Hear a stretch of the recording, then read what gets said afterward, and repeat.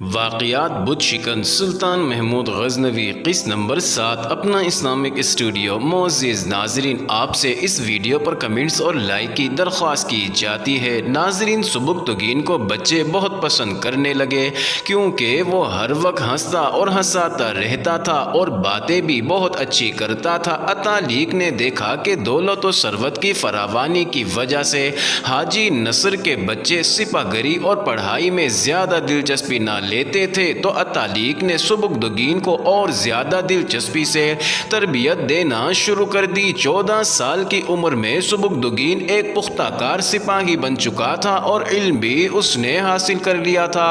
اتالیق نے سبکتگین کی دلچسپی کو دیکھتے ہوئے اسے اسلامی تاریخ سے بھی مکمل آگاہ کر دیا تھا۔ ناظرین، حاجی نصر واپس آیا تو وہ سبکتگین کو پہچان ہی نہ سکا کیونکہ سبکتگین 12 سال کا اداس بچہ نہیں رہا تھا بلکہ وہ ایک نوجوان بن چکا تھا۔ حاجی نصر نے سبکتگین کی گھڑ سواری اور سپاہ گری کی مہارت دیکھی تو وہ حیران رہ گیا اور خوش بھی ہوا۔ اس نے سبکتگین کو کوئی عسکری قسم کا کام دے دیا۔ بعض تحریروں سے پتہ چلتا ہے کہ اس نے سبکتگین کو غلاموں کی تربیت کا کام سونپ دیا تھا اور تھوڑے ہی عرصے میں وہ حاجی کا دست راز بن گیا۔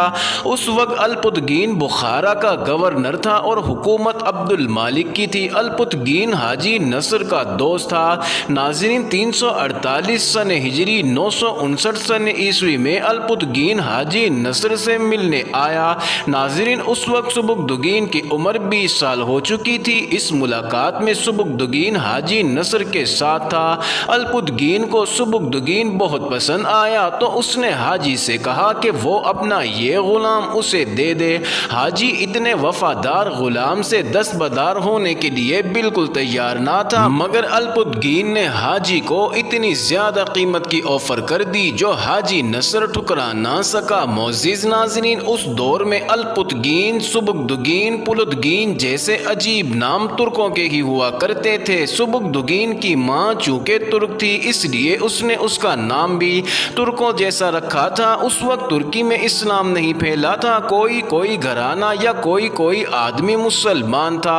حکومت اتنی ظالم تھی کہ لوگ ترکی چھوڑ کر دوسرے ممالک میں بھاگے جا رہے تھے اور ان میں بعض خانہ بدوش بھی ہو گئے اور بعض غلاموں کی منڈی میں فروخت ہوئے۔ ترک چونکہ تنومند جوان ہوتے تھے اس لیے ان کی قیمت بھی زیادہ لگتی تھی، رنگ گورا ہونے کی وجہ سے اچھے بھی لگتے تھے۔ ناظرین، غزنی، بلخ، بخارا اور دیگر علاقوں میں ترک غلام مشہور تھے اور ترکوں کے متعلق یہی کہا جاتا تھا کہ یہ غلام ہی ہوتے ہیں۔ سبکتگین الپتگین کے دربار میں غلاموں کی طرح کھڑا تھا تو الپتگین نے سبکتگین سے کہا کہ تم ان غلاموں کی طرح ہی ہو جن کے متعلق ان علاقوں کے لوگ کہتے ہیں اور بڑے اچھے ہوتے ہیں، اور تم مجھ پر ثابت کرنا چاہتے ہو کہ تم میرے بہت وفادار ہو۔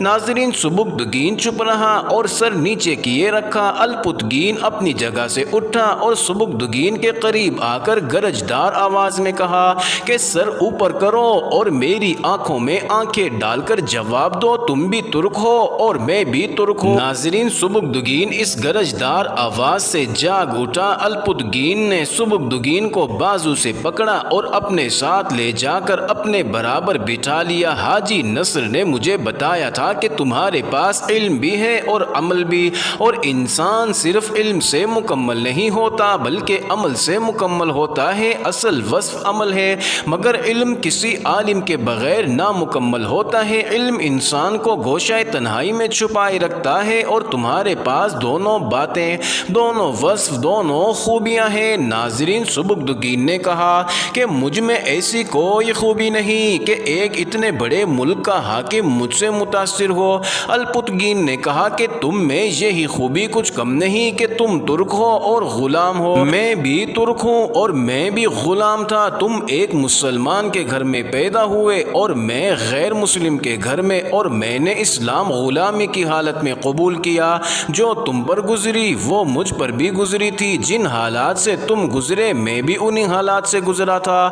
کسی نے مجھے مسلمان نہیں بنایا تھا بلکہ میں نے ایک عالم کی زبان سے اسلام کے اصول سنے تھے اور وہ سن کر میرے دل میں ایک تڑپ پیدا ہو گئی تھی۔ میں نے اس عالم کے ہاتھ پر بیعت بیعت کر لی اور اسلام قبول کر لیا، اس عالم نے مجھے بتایا تھا کسی مسلمان کو یہ حق نہیں پہنچتا کہ وہ کسی مسلمان کو غلام بنائے، اور جو یہ حکمران ہوتے ہیں یہ عوام کے خادم ہوتے ہیں، حکومت صرف اللہ پاک کی ہی ہے۔ اگر میں مسلمان نہ ہوتا اور میرے دل میں اسلام قبول کرنے کی تڑپ پیدا نہ ہوتی تو آج میں اس منصب پر بھی نہ ہوتا۔ سبکدگین نے کہا کہ میری ماں مجھے کہا کرتی تھی کہ تم بڑے ہو کر بڑا نام پیدا کرو گے، وہ کہا کرتی تھی تم حق کی تلوار سے باطل کو کاٹو گے، اور مجھے وہ قرآن کی یہ آیت بار بار دکھاتی اور سنایا کرتی تھی کہ ابراہیم نے اپنے باپ سے کہا تم اپنے ہاتھوں سے بنائے ہوئے بتوں کو پوجتے ہو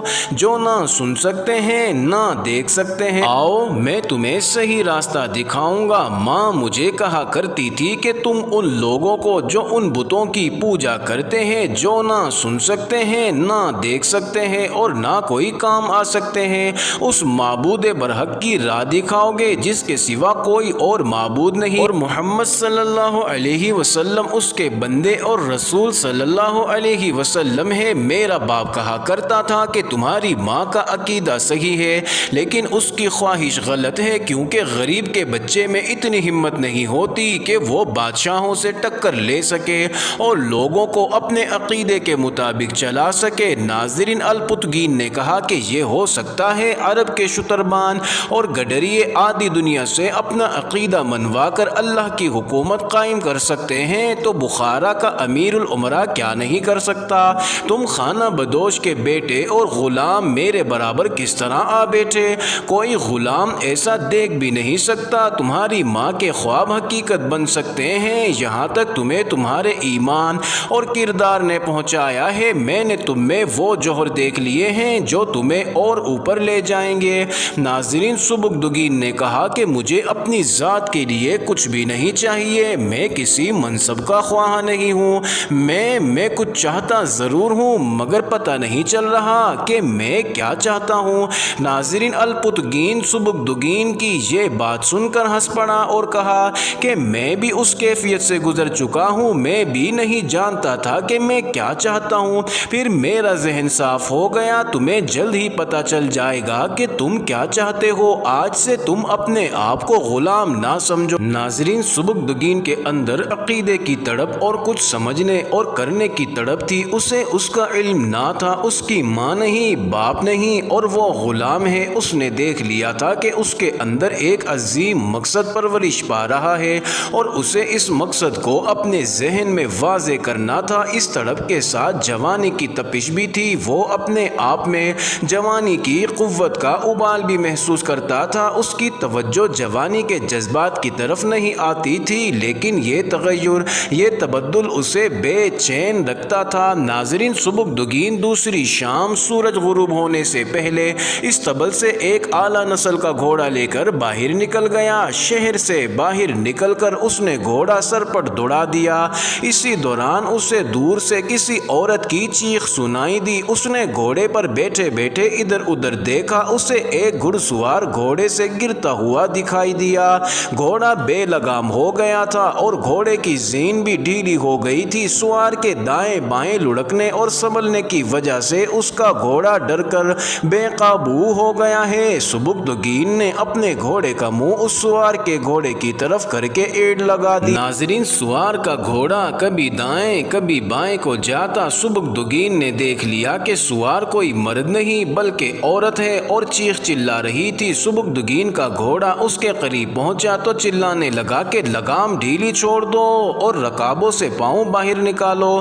ناظرین، بتکے ہوئے گھوڑے نے جب یہ دیکھا کہ کوئی گھوڑا میرے تعاقب میں ہے تو مزید تیز بھاگنے لگا۔ آگے دریا کے نشان نظر آ رہے تھے، اس بتکے ہوئے گھوڑے کا رخ اسی طرف تھا۔ سبکدگین نے اپنے گھوڑے کو تیز بھگاتے ہوئے اس گھوڑے کے پہلو میں لے گیا اور عین اس گھوڑے کے منہ کے قریب سے لگام کو پکڑ لیا اور ساتھ ہی اس نے لڑکی کو کہا کہ وہ اس کے گھوڑے پر کود آئے۔ ناظرین، اسی کوشش میں گھوڑے دریا میں اتر گئے اور لڑکی پانی میں گر پڑی، کیونکہ پانی میں گھوڑے ایک دوسرے سے دور ہو گئے تھے۔ دونوں گھوڑے رک گئے۔ سبکدگین دریا میں کود پڑا۔ لڑکی پانی پر تیر رہی تھی۔ دریا پہاڑی ہونے کی وجہ سے پانی کا بہاؤ تیز تھا۔ سبکدگین نے لڑکی کو پکڑ لیا اور ساتھ پانی ٹھنڈا بھی بہت تھا۔ سبکدگین نے لڑکی کو اپنے اوپر اٹھایا اور اسے دریا سے باہر لے آیا۔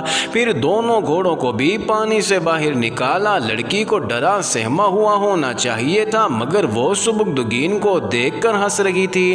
ناظرین، سبکدگین نے کہا، تم احمق ہو یا دلیر؟ تمہاری موت یقینی تھی۔ لڑکی نے کہا کہ میں احمق نہیں بلکہ دلیر باپ کی دلیر بیٹی ہوں۔ میں بخارا کے حاکم الپتگین کی بیٹی ہوں۔ تم میرے ساتھ چلو، میں تمہیں انعام دلواؤں گی۔ ناظرین، سبکدگین نے کہا کہ میرے لیے یہی انعام کافی ہے کہ میں نے اپنے محسن کی بیٹی کو موت کے منہ سے بچا لیا ہے۔